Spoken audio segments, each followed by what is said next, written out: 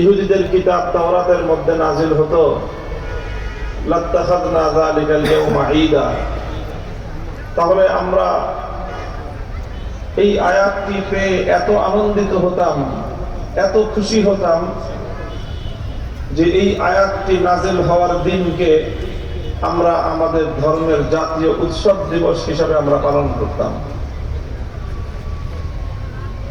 হযরত ওমর রাদিয়াল্লাহু আনহু জানতে চাইলেন কোন আয়াতের কথা বলতেছো?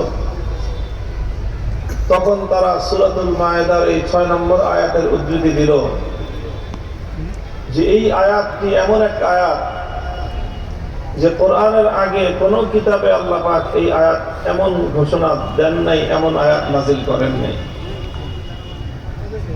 বহু কিতাব আল্লাহ পাক আসমান থেকে নাজিল করেছেন, কিন্তু এইরকম একটি ঘোষণা আল্লাহ ইতিপূর্বে আর কখনো দেন নাই। কি আছে এই ঘোষণার মধ্যে? এখানে আল্লাহ পাক রব্বুল আলামিন তিনটি কথা